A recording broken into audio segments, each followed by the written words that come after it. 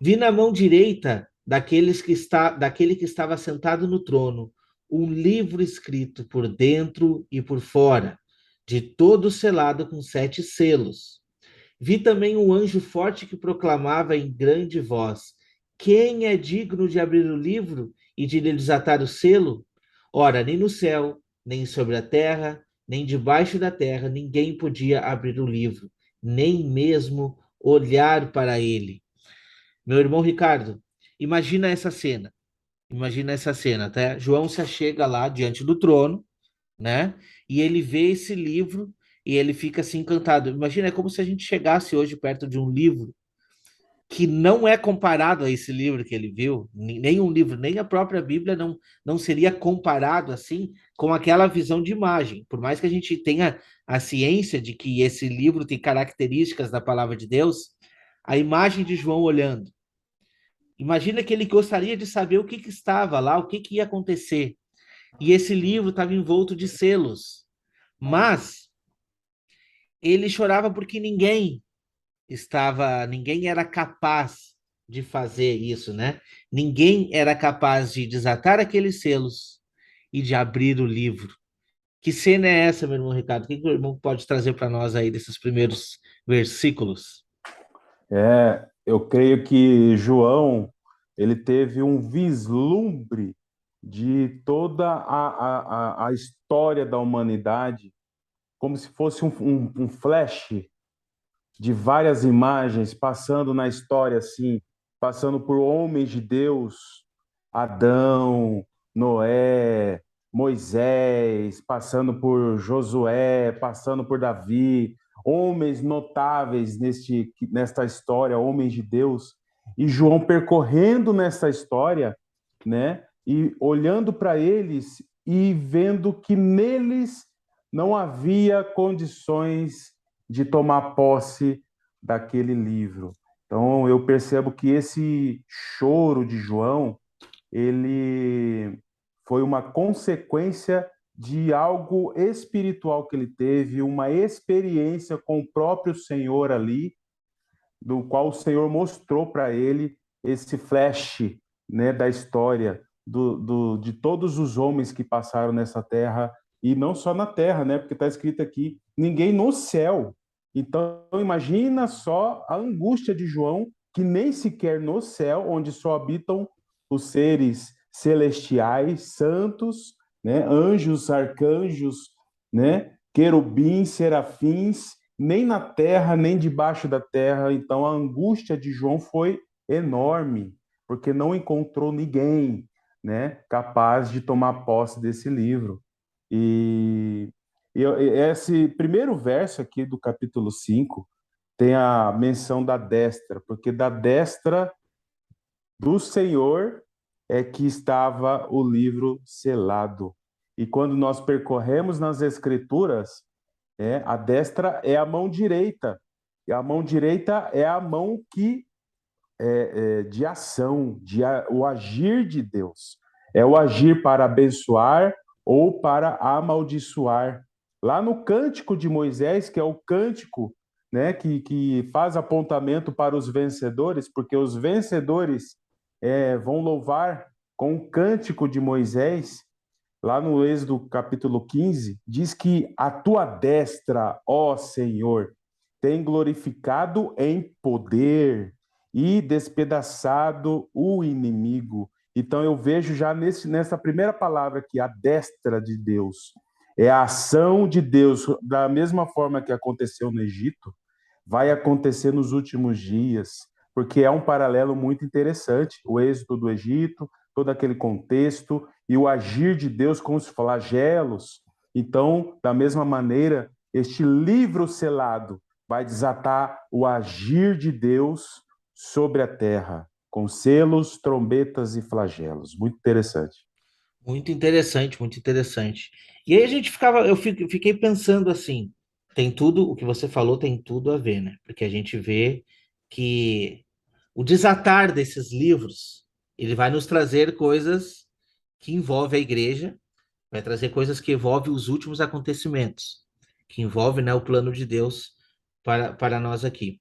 E quando a gente vai para as profecias, quando a gente vai lá para o livro de Daniel, a gente vê essas profecias se desenrolando e o próprio anjo, né, dizendo para Daniel, Daniel, essas palavras estão seladas, encerradas e seladas até o tempo do fim. E a gente vê lá em Daniel 12, versículo 4. Eu vou ler.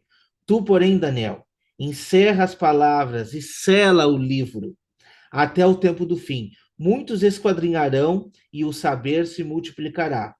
Mas o saber que vai se multiplicar é exatamente o saber dessas profecias. Mas o que acontece? As pessoas correm de um lado para o outro, tentando interpretação daqui para ali, para tentar ter o entendimento deste livro chamado Bíblia, né? Palavra de Deus. E agora nós estamos falando de profecia, porque nós estamos falando de um tempo determinado.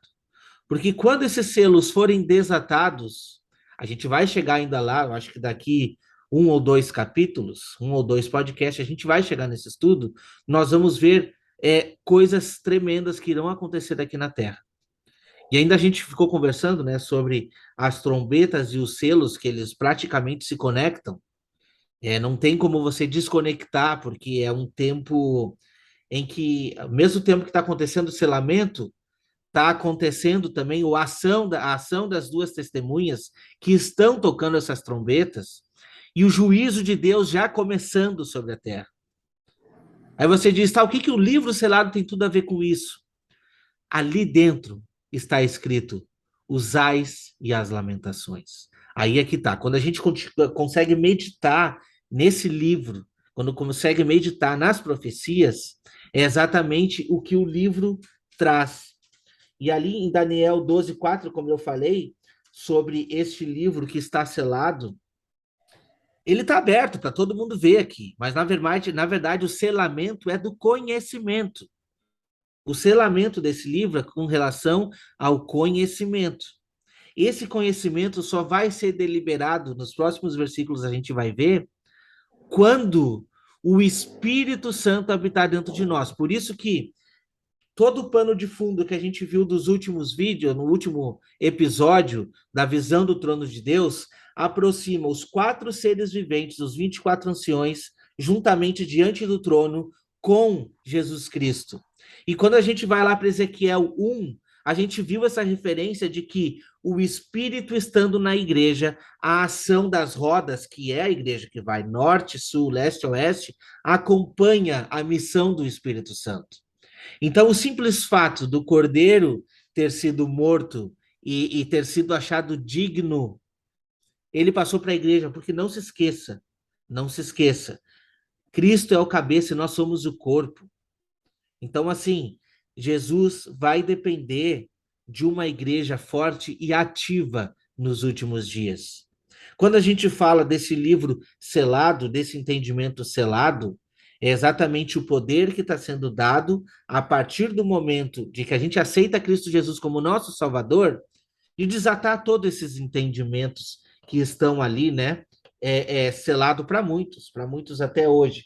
E no versículo 10 desse mesmo capítulo 12, diz assim, ó: muitos serão purificados, embranquecidos e provados, mas os perversos procederão perversamente, e nenhum deles entenderá, mas os sábios entenderão. Entenderão sobre os tempos, entenderão sobre a profecia, entenderão sobre os propósitos e entenderão sobre a missão que a igreja deve percorrer, tendo o Espírito Santo. Eu não vou adentrar mais no assunto porque os últimos versículos, os próximos versículos vão trazer, e aí sim a gente consegue trazer uma base um pouquinho mais forte. Eu vou ler agora então os versículos subsequentes ali, né? Ora, versículo 3, a gente pode repassar: nem no céu, nem sobre a terra, nem debaixo da terra, ninguém podia abrir o livro, nem mesmo olhar para ele. E eu chorava muito porque ninguém foi achado digno de abrir o livro, nem mesmo de olhar para ele. Todavia, um dos anciões me disse: não chores, eis que o leão da tribo de Judá, a raiz de Davi, venceu para abrir o livro e os seus 7 selos. Meu irmão Ricardo, o que o irmão traz para nós aí? É, essa questão do leão da tribo de Judá me faz conectar novamente com um dos quatro seres viventes. Sim, Porque o livro tem 7 selos, e o primeiro selo, ele é aberto com o primeiro ser vivente que nós lemos no capítulo anterior, que o primeiro tem a cara de leão. E, e olha só que interessante, esse primeiro ser que dá ordem para desatar o primeiro selo, que tem a cara de leão, o comando dele é como um rugido. E esse rugido de leão, ele é como se fosse uma ordem para iniciar uma batalha. Por isso que nós estamos tratando de lamentações, suspiros e ais, de arrependimento, de trombeta, de flagelo, porque os selos, eles vão desencadear uma batalha, não só espiritual, claro que é muito espiritual, mas ele vai repercutir na terra.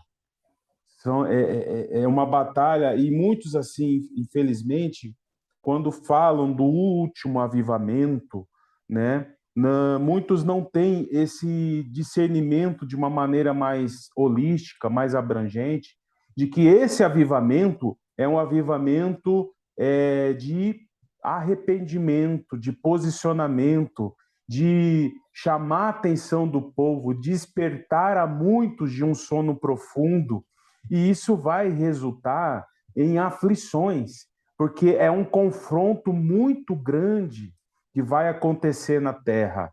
Infelizmente, muitos estão com amarras de doutrinas de engano. E essas doutrinas de engano, infelizmente, não são somente ensinamentos, mas as pessoas, elas se tornam orgulhosas, elas se tornam soberbas, dura cerviz. E essa uhum, característica de dura cerviz é que vai ser confrontada nos últimos dias pelas duas testemunhas. Por isso que nós comparamos esse livro selado, escrito por dentro e por fora, com o livro que Ezequiel recebeu lá no capítulo 2, depois de ele ter visto, que curiosidade, né? Depois dele ter visto, né, os 4 seres viventes e o trono, ele recebe o rolo escrito por dentro e por fora. Está lá em Ezequiel 2, do 9 ao 10, e lá tem lamentações, suspiros e ais. E lá, Ezequiel capítulo 3, o Senhor dá uma ordem para Ezequiel: vai e diga à casa de Israel, o povo de Deus, porque eles possuem fronte obstinada e dura de coração. E essa obra vai se repetir nos últimos dias. Infelizmente, muitos estão com essa característica de fronte obstinada, dura cerviz, duro de coração, com orgulho, e é por isso que Pedro vai declarar em sua carta: juízo começa pela casa de Deus. exatamente. O juízo começa pela casa de Deus. E quando a gente faz ali digno, né? Digno é o cordeiro, né? De desatar os selos, de abrir esses selos. A gente vê essa mesma referência que a gente já falou aqui, porque o próximo versículo ele está trazendo sobre esses 4 animais juntamente também com Jesus é nesse mesmo local, né? Dando glórias a ele.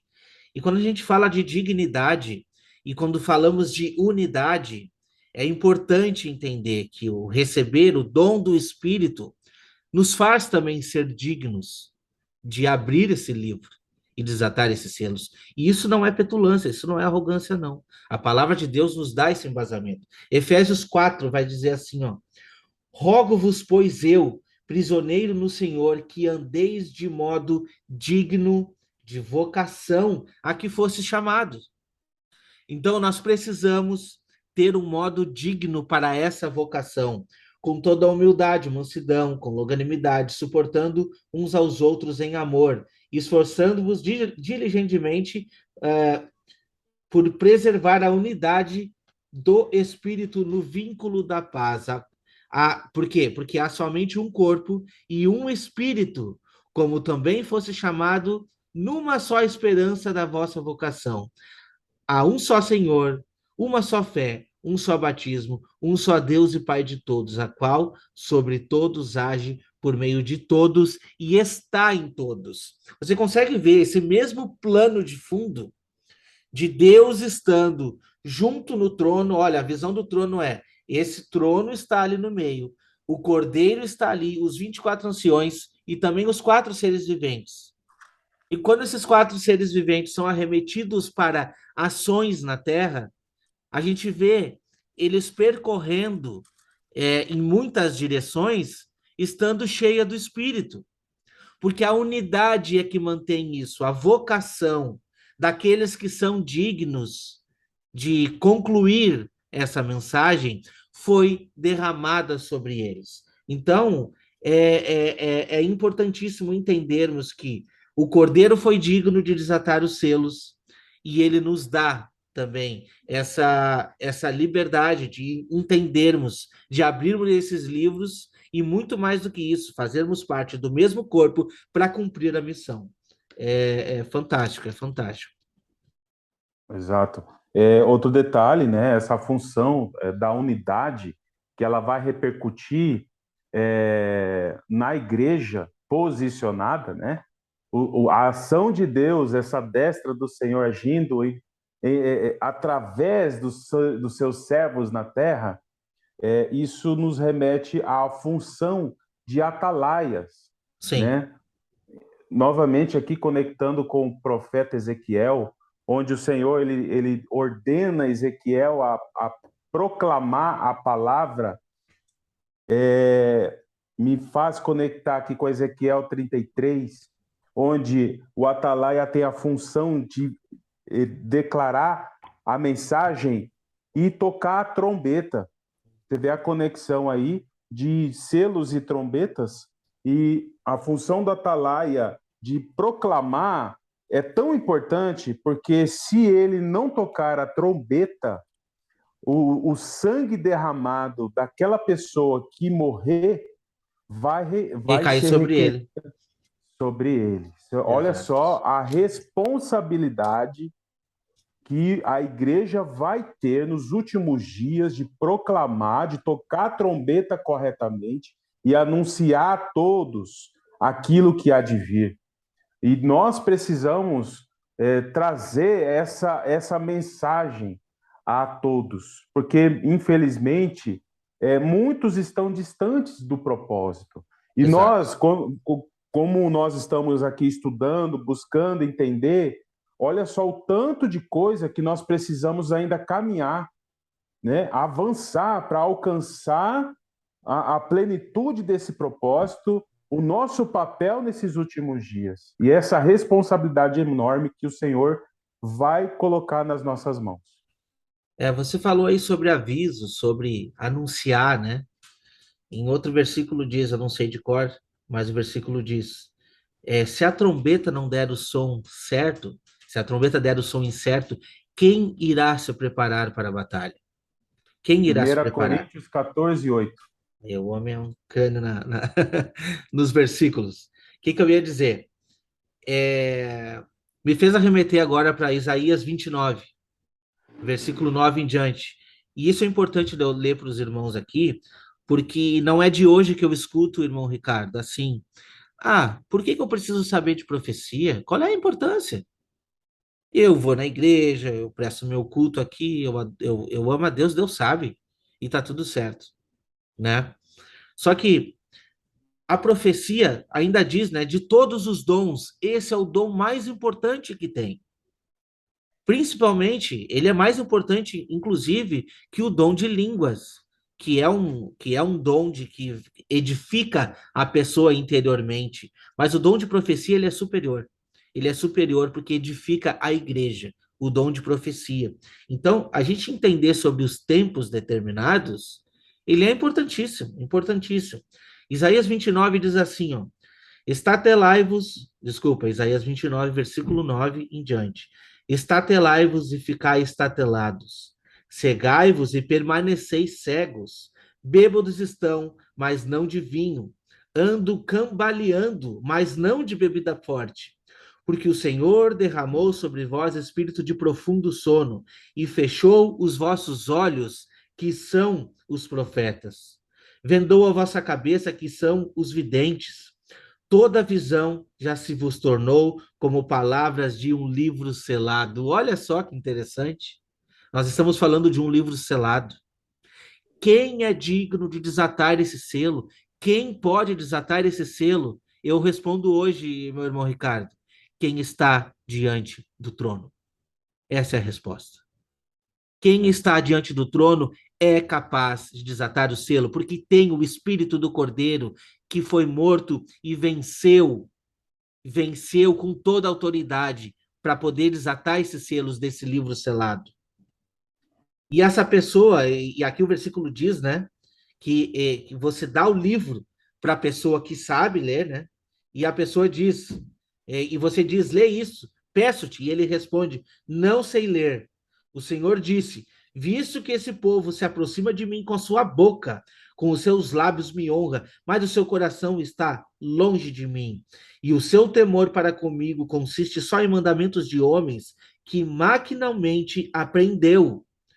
Continuarei a fazer uma obra maravilhosa no meio deste povo. Sim, obra maravilhosa e um portento, de maneira que a sabedoria dos seus sábios perecerá e a prudência dos seus prudentes se esconderá.